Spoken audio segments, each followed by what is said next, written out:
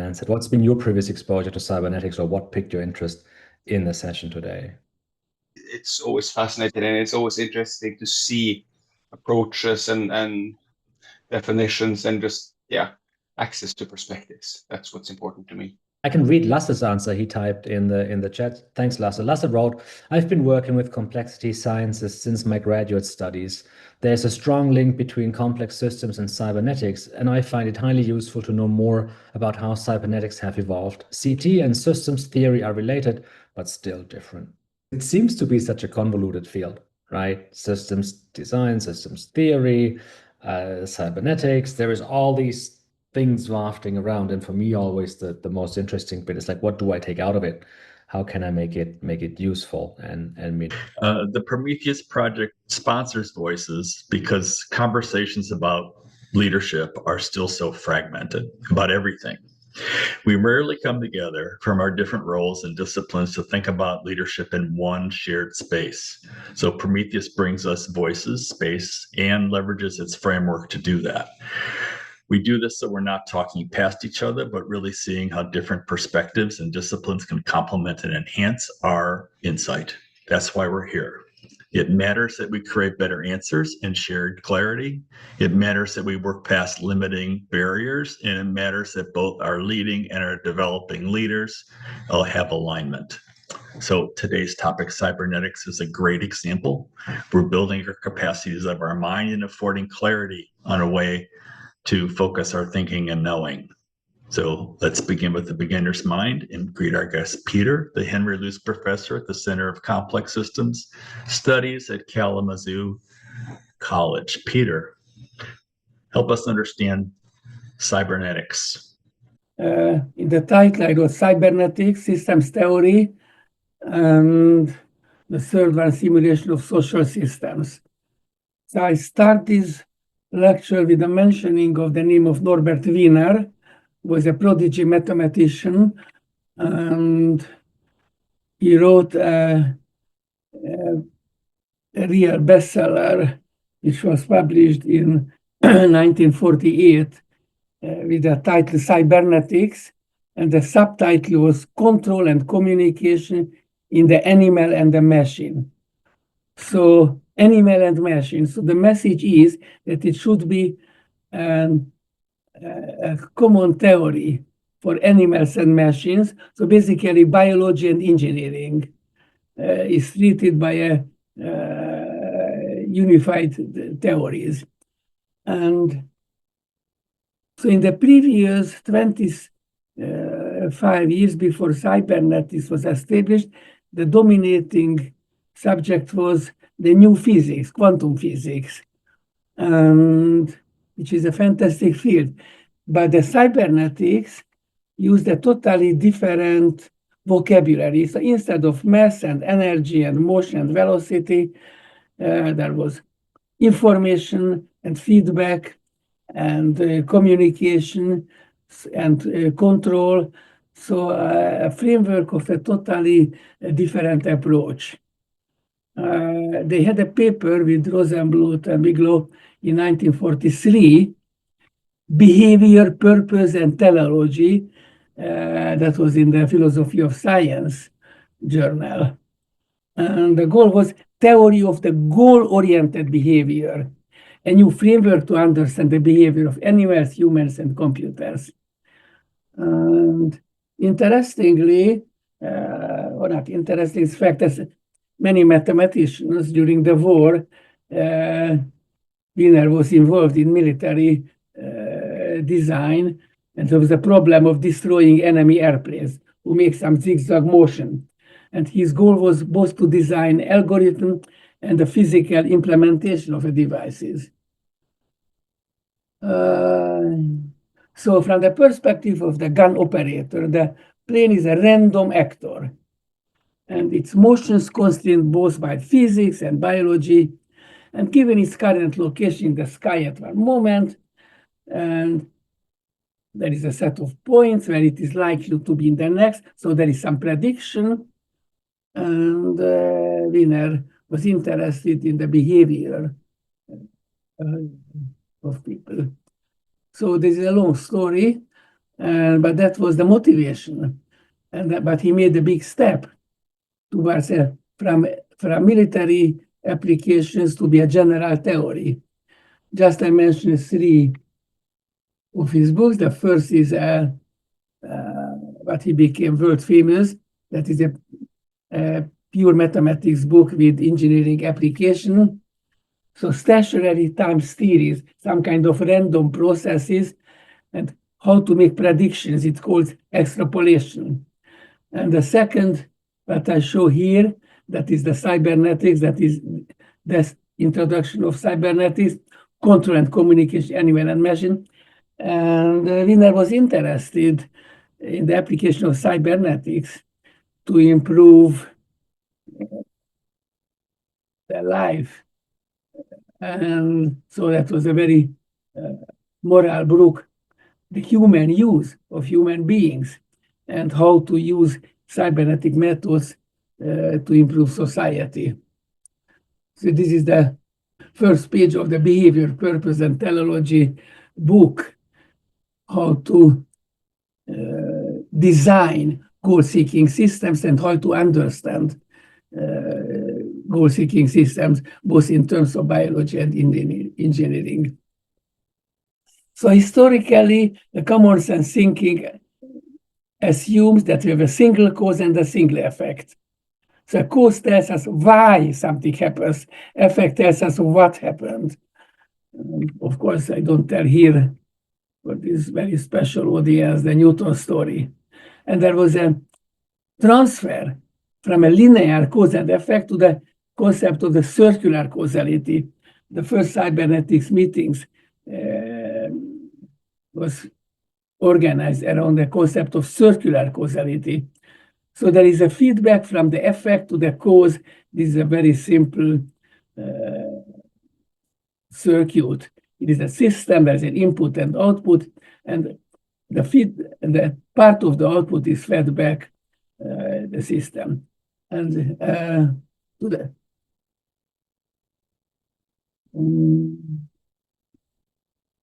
so if there's a population of rabbits in the forest, and we assume the forest is closed, so no immigration. Then there are 2 reasons that the population is changing. There's a birth rate and a death rate. And so the understanding of complicated systems is to use causal chains. Yeah, if you have more population, then the more rabbits will birth. Also, there will be a larger race. But you see here, if I manage to show, here are positive signs. So there is a reinforcement. It shows reflects the reinforcement signal, and obviously this decreases the number of populations. These are very simple concepts, and very complicated systems can be built by using these causal chains. And I will go back a little to speak about the negative and positive feedback.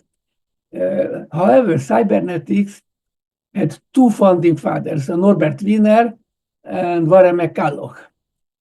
And so they are the pioneers.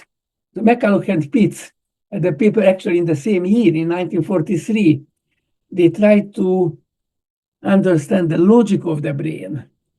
And Warren McCulloch was a physiologist and philosopher. Pitts, another prodigy mathematician, who came out the first model of a neuron or neural network, which is still the basis of this whole boom of deep neural network, and everybody knows that machine learning and AI. The McCulloch model is the single first model which initiated a huge number of researches in neural network. I don't go to the details here, it's not the topic for today's, maybe in another time. Cybernetics, learning machines, and machine learning. So they are the 2 founding fathers. There were about 10 conferences, the Macy conferences, between 1946 and 56. Very interestingly, just a pure coincidence, or maybe not. The first meeting was very close to the day when Churchill gave his famous speech in Fulton, when he used first time the expression Iron Curtain. Of course, when I speak to the younger generation, generally ask, do you know what was the Iron Curtain? And I guess in this audience, probably you know. And the last conference was in 1953, basically during the days when Stalin died. So that was basic. So basic conferences was a coincidence with the hardcore times of the Cold War.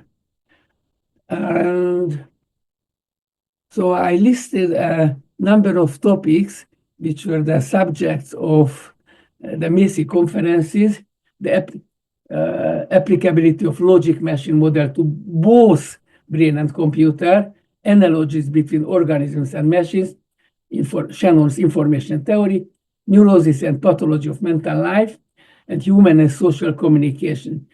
The very last is very important. Margaret Mead, the famous cultural anthropologist, attended this meeting and was very influential to use a cybernetic for social situations. And I think that time Gregory Bateson was his husband, world famous anthropologist and social scientist who used the cybernetics. Many of you know The Ecology of Mind, his celebrated book. I don't go to the details what is on the right-hand side, so I speak a little shorter than I planned.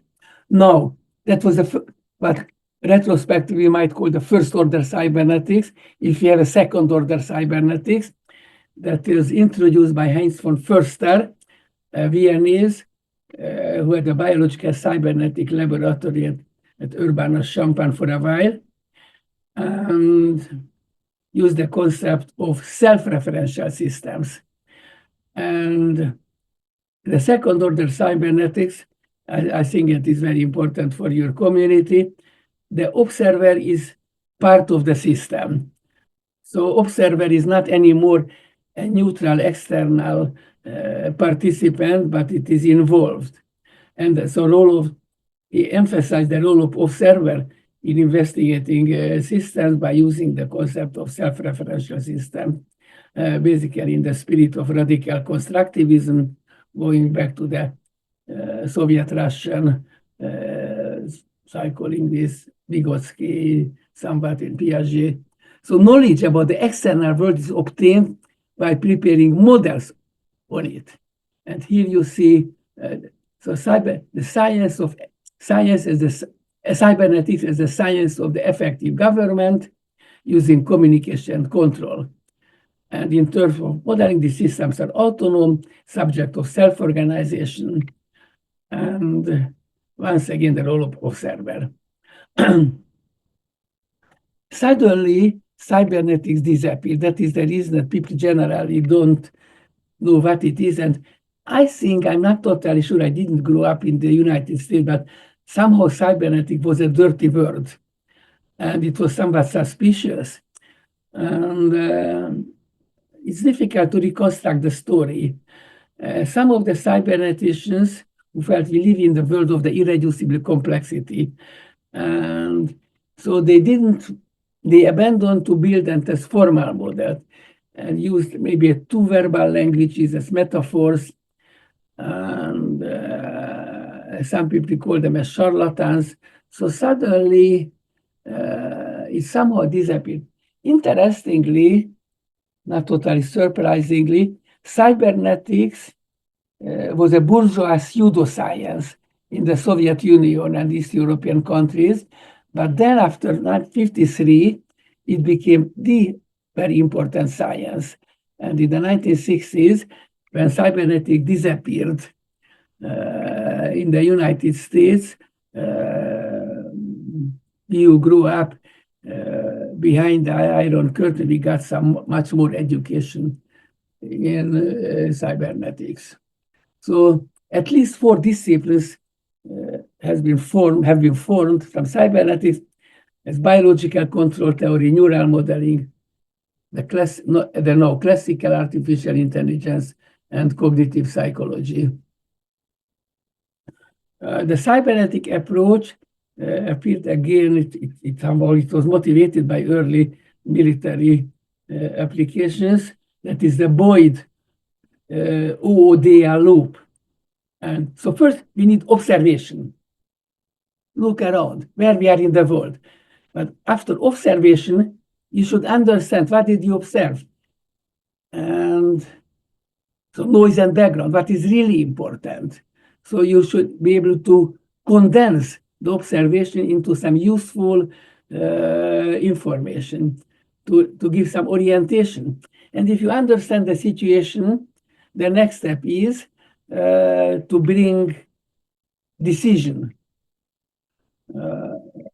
Interestingly, my students don't always able to answer my question. Okay, you brought a decision. Is there anything else what you should do?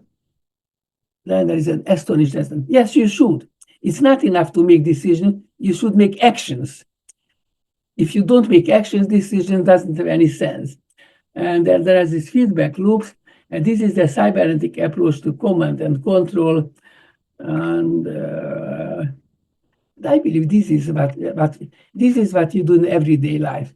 We look around, make observations, try to understand what is important, what to neglect in order to be able to bring a decision for specific situations, and then make actions.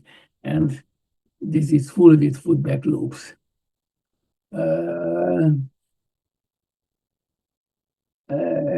We might make a little break because here I will switch from cybernetics to systems theory. So maybe a little discussion, but what I thought so far.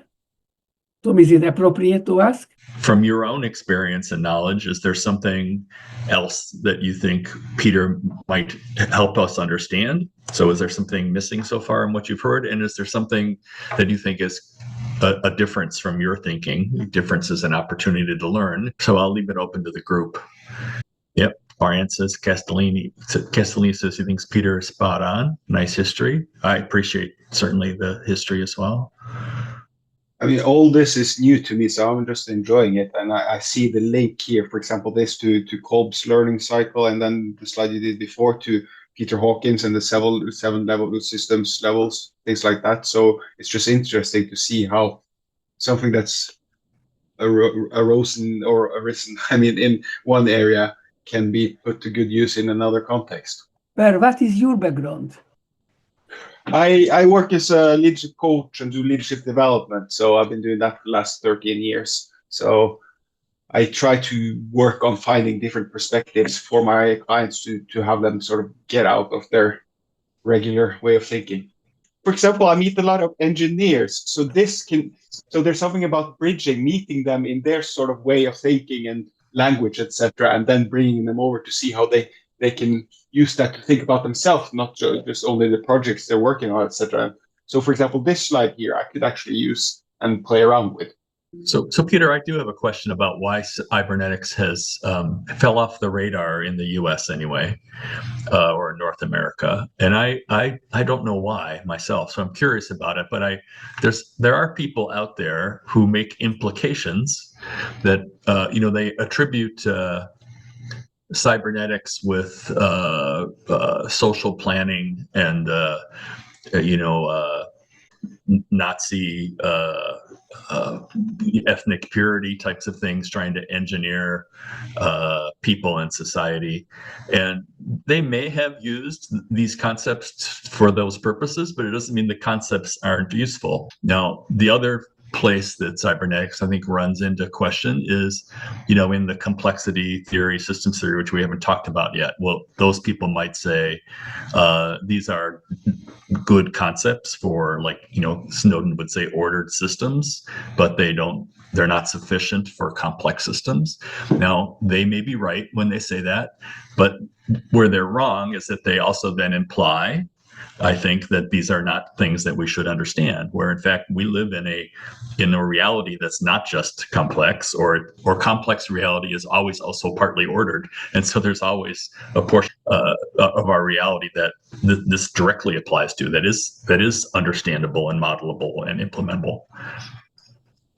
So one reason why cybernetics went out from the fiction is the appearance of artificial intelligence. So cybernetics emphasized that there is an analogy, but of course also disanalogy between brain and computers. So the assumption was that understanding intelligence is based on understanding the brain and the neural mechanisms, so on. Artificial intelligence thought, we are not interested how the brain works.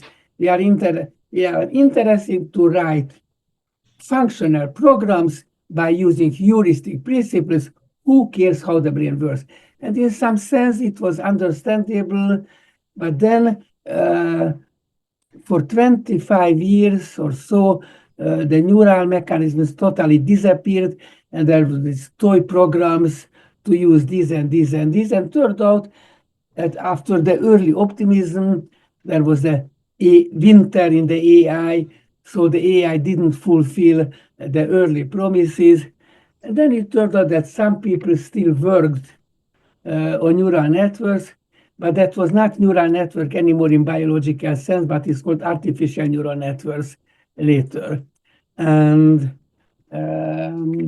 so Minsky and Papert wrote a book famously about perceptron, that was the first learning machine, that a single layer neural network is not able to solve even simply logical problems, actually just to solve the XOR problem. So neural network is stupid, and the implication was that for 15 years, there was no funding for the neural network research. But the neural network at that time was slowly, there was a transition from how the brain works to another question: what our knowledge about the brain functioning tells us for for designers of the future generation computers and intelligent systems. That was the artificial neural network, which has now a boom, maybe too much boom. I don't believe that the deep neural network is the only magic bullet or silver bullet. But it was sufficient that people who worked on cybernetic perspective somehow disappeared. But now, then we saw the emergence of systems theory, and I go back to the general systems theory. So that is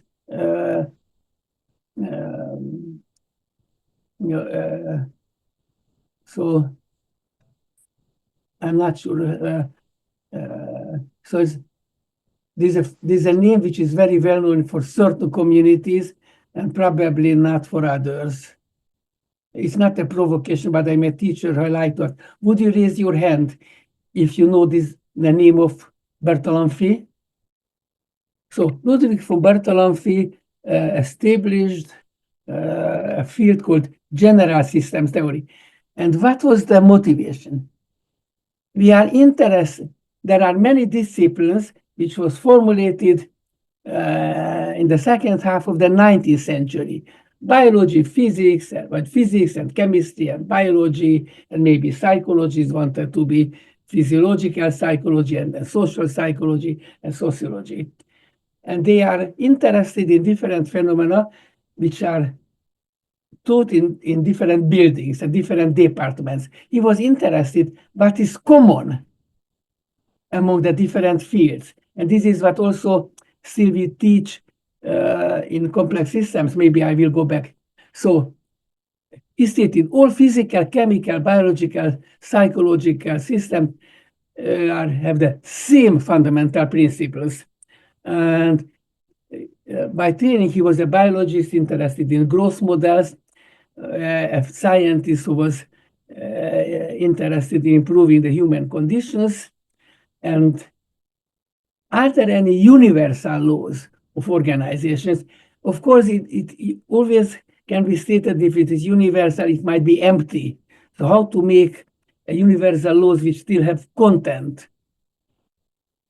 Now we have the International Society for System Sciences. I joined again a few years ago, and now I'm the secretary and vice president for protocol for this society to connect system theory and system practice. So the goal, one key concept is integration. There is on the right-hand side, a general tendency towards integration in the various sciences, including natural and social sciences. That is a central focus of the general systems theory. And is there anything that we can use between physics and social sciences? Leslie and Brian wrote a fantastic, very substantial book about social complexity, and they are very critical what is called social physics. We had some video podcasts with them. We discussed this. You may want to wish. You may wish to watch our video, 2 parts video conversation. Brian, it was good to do it. And so I go back to the left side. Closed versus open systems. We are open systems. Say in thermodynamic sense. How we can prove that we are open systems? One, of course, our temperature is fortunately different from the room temperature. We are living systems. Who have a permanent information, energy, and material information with the environment. And so we are open systems, interact with other systems. And Bertalanffy also generalized the concept from biological to social. So that is important. Living forms are not in being, they are happening. They are the expression of a perpetual stream of matter and energy, which passes through the organism, same time constitutes it. And he used an open system model, and it had a revolutionary influence for behavioral science, both in biological and social sense. I spent my life to prepare formal models. And models are maps. We use different maps. If you are a pilot and you have to fly from Paris to Chicago, as I guess Tom did recently, or if you have to climb a mountain. So maps have different scales. And these mathematical models also have different scales. And what is important for us that to understand one way of understanding is complexity, to try to decompose into causal loops. Generally, it is a good method, never totally enough, because we can decompose a system into parts, but we also should be able to assemble it. I gave here examples. I skipped the details. There was system theory which somehow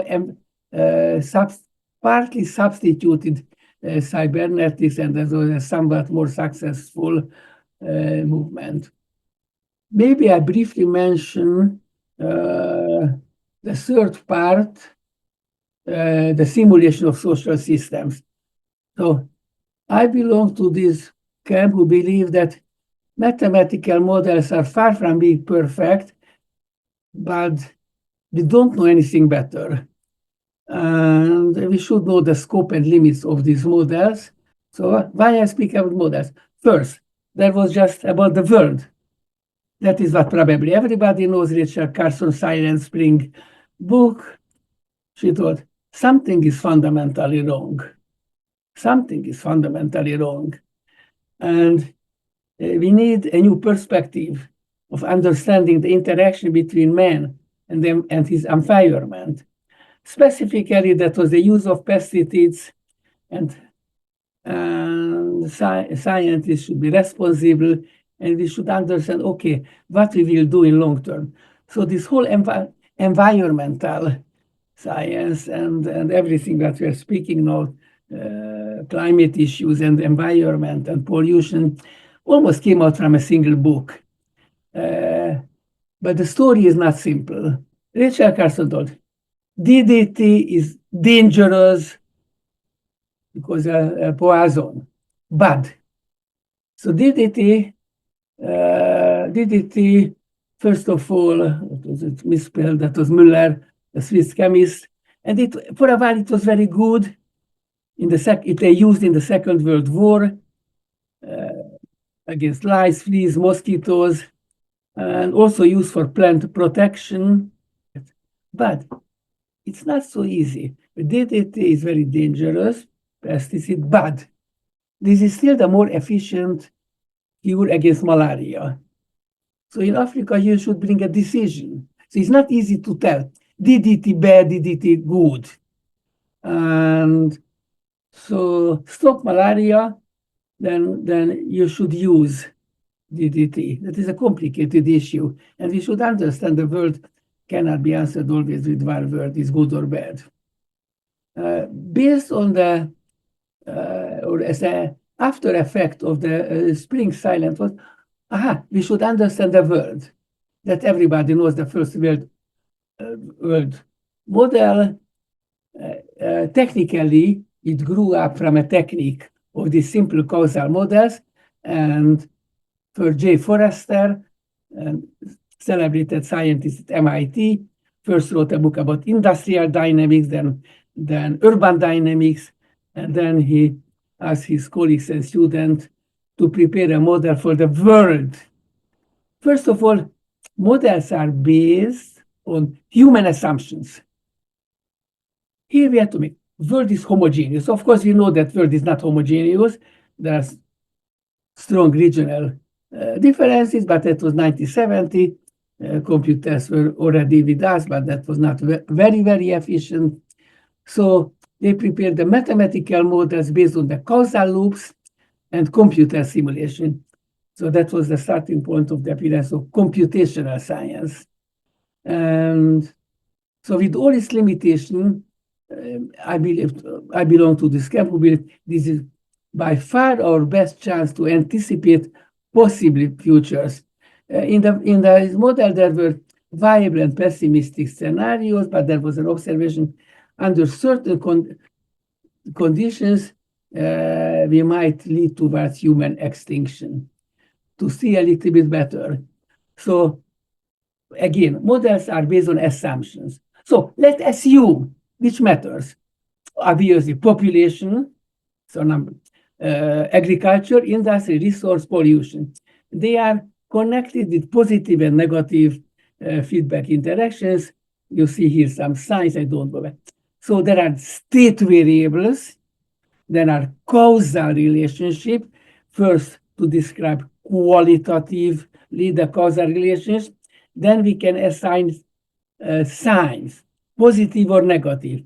And if we want to make simulations, this is difficult, we should assign numerical values for the parameters. This is very, very painful. Brian was among those many people who prepared models when we had the COVID to make epidemic models. And one of the difficult points in these epidemic models to have parameters, the numerical values of parameters, because the outcome of the simulation result might be very sensitive to these parameter values. So models should show some robust. There are two things which is not good. If you take any parameter between minus infinite and plus infinite, you always get something similar result that is suspicious. If your model works only for a very narrow interval of the parameters, that is again suspicious because it's not robust. So these are the techniques behind social simulations. So change. What is the most bold? So here you see figures. On the horizontal axis, you see T, that is time. XC might be anything. Might be population of rabbits in a forest. might be the price of a stock market. What I don't see here? What is when there is no change? No change means that it should be a horizontal line. So during time, the value is the same. So this is linear. So we see many type of figures, but our question, we should think backwards. What is the cause it happens? So I tell, this is linear growth. I tell the student, this might be the money that you got during the previous times, and probably somebody, I guess your dad, put the same amount of money each month to your account. So the change depends on an external factor. What your dad decide to put to your money. The change does not depend what you have. That is different from the next. This is exponential growth. What is the cause of an exponential growth? If we assume that the more you have, the larger the increase. If you have a larger population, the birth rate will be larger and larger.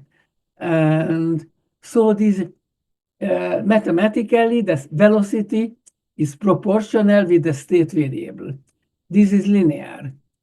What is common in the first two curves?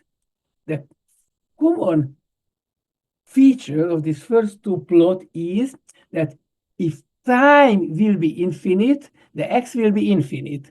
So the system blows up. It will be infinite. Does it have any sense? Yes, infinite. What is faster than this growth? The third,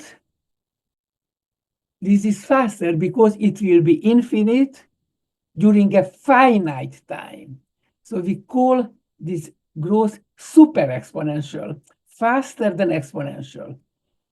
And what we see that always but this is, it goes to explosion. Explosion in the sense of chemistry, but also in any other sense.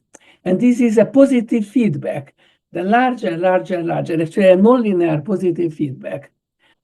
Here, we assumed that we don't have anything else, just growth. But it's not true. In any real system, we have growth and death. So there is something that is a pullback dynamics. So this is a very, very, very elementary mathematics. If the velocity, it depends, it should be a constant, an increase with a constant velocity. But the larger you have, the larger the decrease. There will be another term which pulls back the dynamics. So instead of having infinite, a bondless growth, we have a bonded growth, actually, which goes to an equilibrium.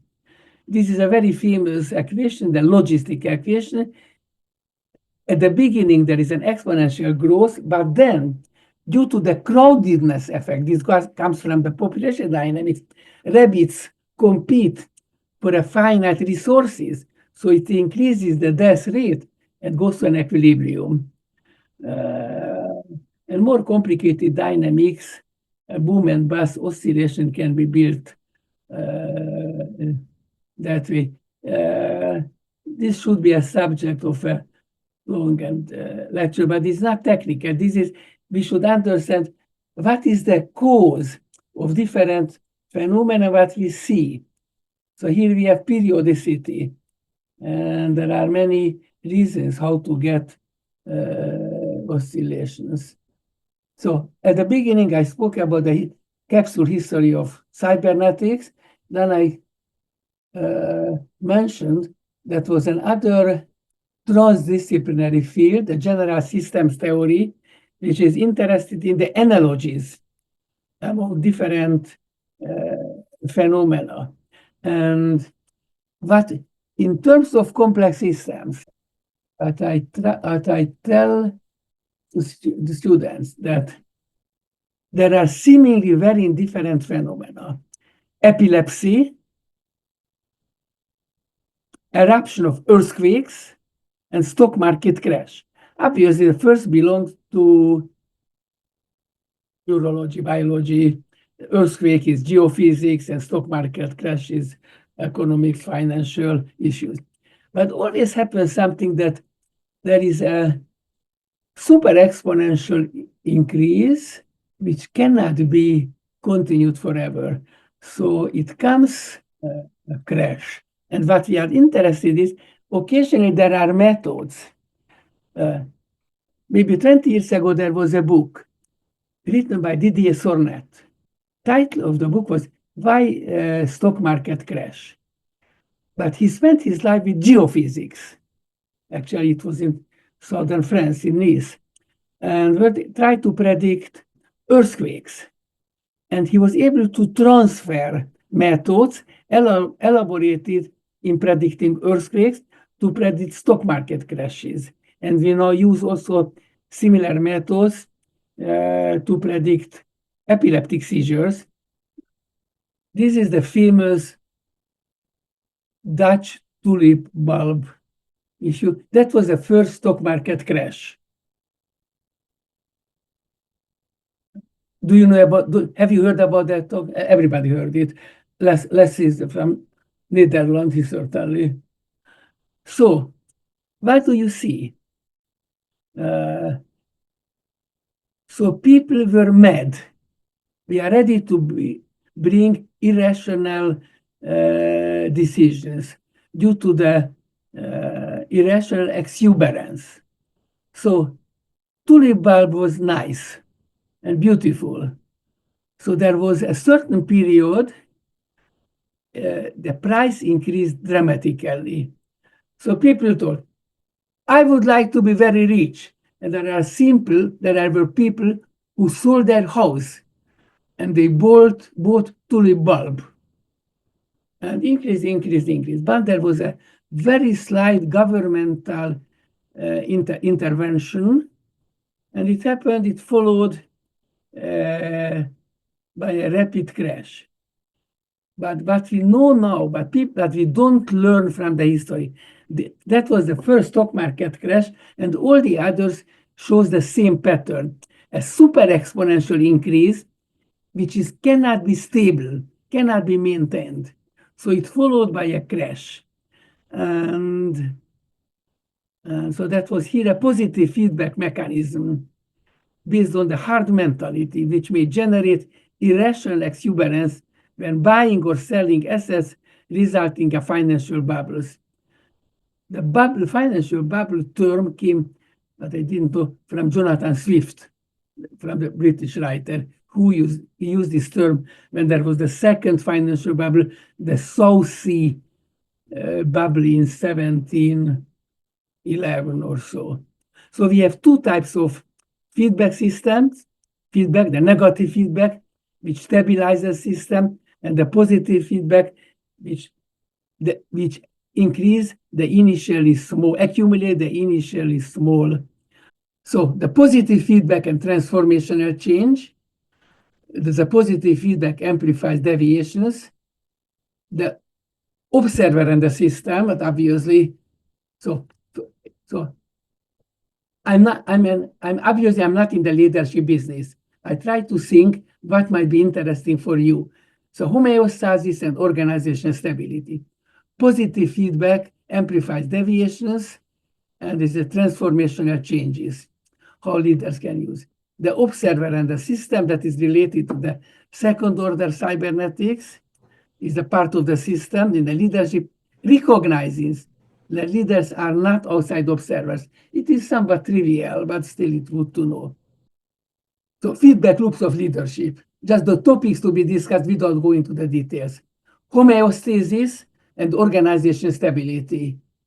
So the negative feedback stabilizes and positive feedback destabilizes but offers new possibilities.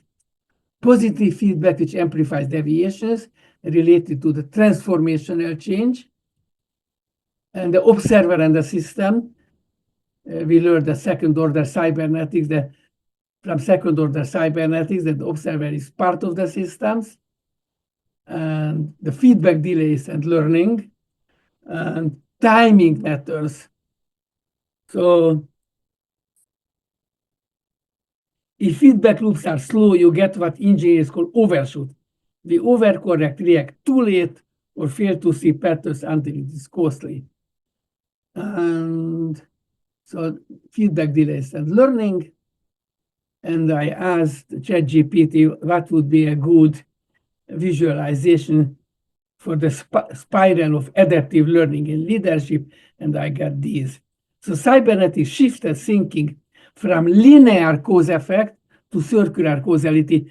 And if you learn one thing from my lecture, if you didn't know, this is one important message: circular causality. That was the central core in the early cybernetics meetings, and so single cause, single effect. This is the generally engineers have to solve a problem, try to isolate. But in complicated systems, we have the circular causality. And so best leaders don't just give feedback, they design their organization to learn quickly. They shorten the feedback cycle so that insight becomes action while it still matters. Leadership through the lens of cybernetics is more than giving feedback. It's about building feedback systems that are stable but adaptive, disciplined by learning. The cybernetic steerman doesn't fix the course once. They listen, adjust, and learn from the waves. Lead not by command, but cultivating the loops that help your organization sense, reflect, and evolve. Tell me more about in your general systems theory slides. You talk about using analogy. Some maybe disciplines use scientific analogy.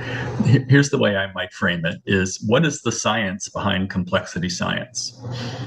Because I think the complexity scientists take physical sciences and use those behaviors or those as mental frames or models that they can use as analogies for the natural world.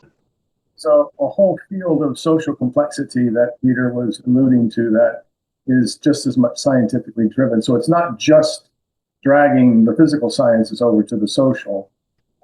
There's very much social science tradition within complexity. And I think, Peter's work bridges that in a really powerful way. But there is a lot of debate about that, as Peter sort of alluded to. Like there's cybernetics, and there's second order cybernetics, and then socio-cybernetics, and lots of discussion around transporting concepts back and forth. And so there's a lot there that you might be interested in reading. There are people scientists who spend their life with studying something very specific, the specific details of a molecule, and it needs a whole life. If you want to understand something in a very detailed way, you should run a large lab, design experiments, try to get funding, get postdocs, Ph.D. students, and then you will see something very, very specific result, which basically will be a data in a point that the molecule behaves in a certain way, this and this. And so this is the reductionist analytic perspective to science, and it is that was critically important. The two super science of the 20th century was the particle physics and molecular biology, basically to decompose the whole into parts.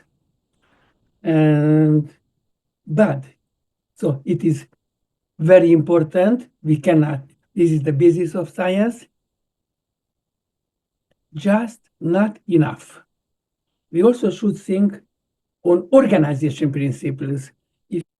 There are two types of science. One is the reductionist, to understand the parts and you decompose them. And then other people who try to construct organization principles. And third on that occasionally organization principles are very similar. Say whether there is a debate whether or not systems hierarchical purely or network-like, or there are some modules, and there are modules in the cerebral cortex, and there are some modules in that use the electrical engineers, and some modules that it is used in behavioral, social behavioral sciences.